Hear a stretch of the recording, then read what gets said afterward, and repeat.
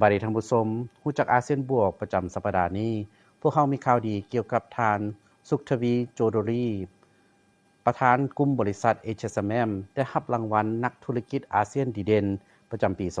2024และเกี่ยมมอบน้ำหอมลาวที่ออกแบบพิเศษที่มีชื่อว่าลาวอาเซียนเพื่อมอบให้เป็นของขวัญให้แก่ผู้นำอาเซียนที่จะมาเข้าร่วมกองประชุมสุดยอดอาเซียนที่นครหลวงเวียงจันทน์ในเดือนตุลานี้which is made in ASEAN, the first person to be made in ASEAN. Let's give them a round of applause. ทานสุขทวีโจโดริ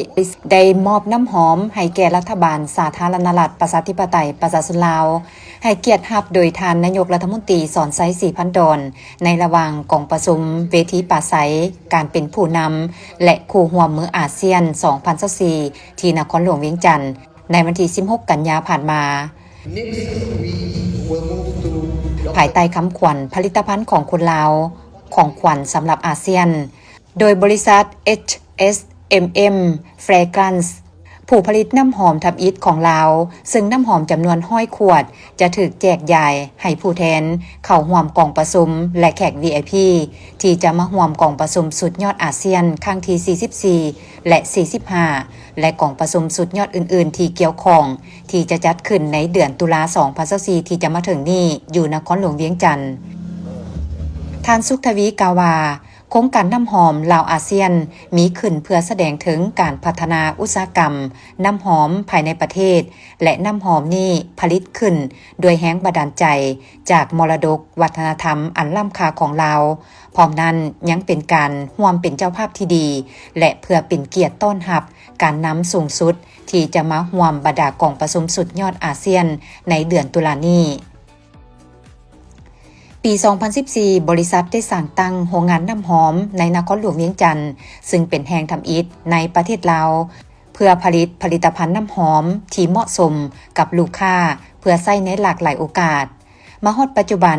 บริษัทได้ส่งผลิตภัณฑ์ของตนไปหลายประเทศรวมทั้งจีนสาธารณรัฐเกาหลีอาหรับเอมิเรตส์และอีกหลายประเทศตัวนี้เฮาผลิตให้คนล้านเนาะ200ก้อน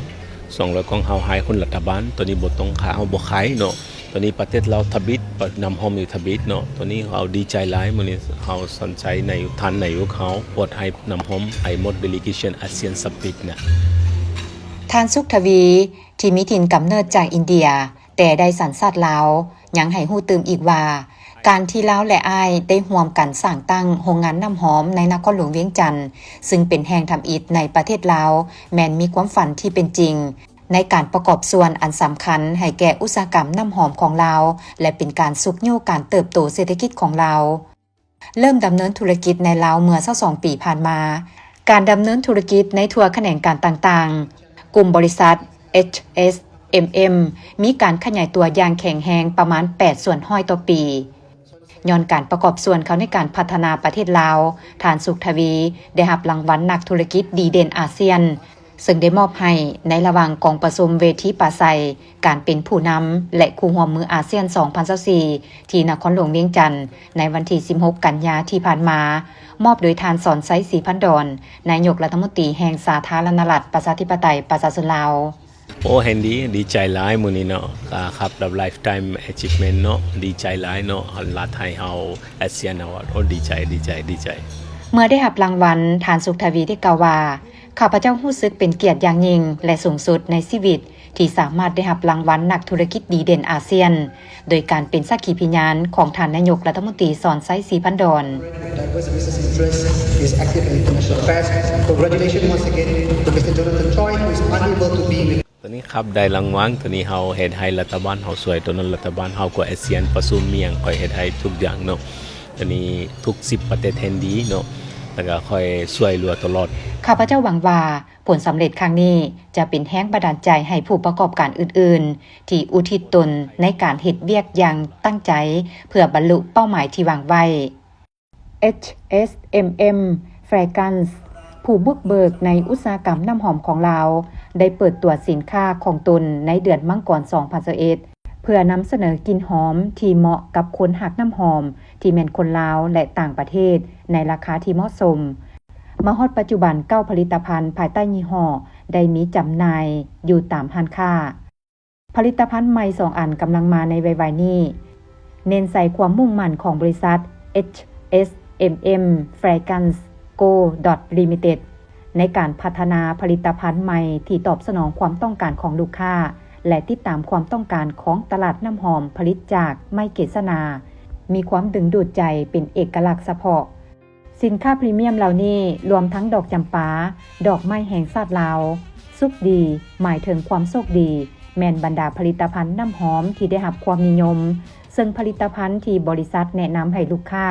ทั้งหมดมีอยู่ห้านของบริษัทที่ศูนย์การค้าปากซันในนครหลวงเวียงจันทน์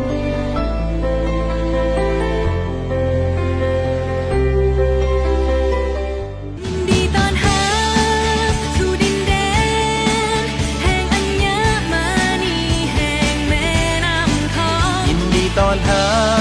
บสู่ประเทศลาวคนลาวมีน้ำใจฮักความปองดองยินดีต้อนรับสู่ดินแดนที่ยังคงเอาไว้ประเพณีของแผ่นดินลาวสวยงามแท้ๆแสนมาเที่ยวเมืองลาวลาว simply beautiful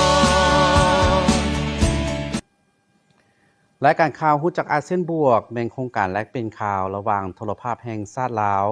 กับบรรดาประเทศสมาชิกอาเซียนและคู่ร่วมเจรจาเพื่อให้เป็นอีกช่องทางหนึ่งให้ทานผู้ชมได้รับรู้และเข้าใจบรรดาประเทศสมาชิกในด้านต่างๆให้หลายขึ้นรวมมีการเมืองเศรษฐกิจวัฒนธรรมและสังคมฮู้จักอาเซียนบวกออกอากาศทุกๆวันพุธและพฤหัสตอนเช้าเวลา 8:15 ท่านสามารถติดตามข่าวย้อนหลังได้ที่ Facebook Page Lao National Television ฮู้จักอาเซียนบวกหรือ No ASEAN Plus โชคดีและพบกันใหม่ And rest a pride in our hearts ASEAN we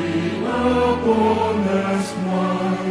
Look in our word to the world For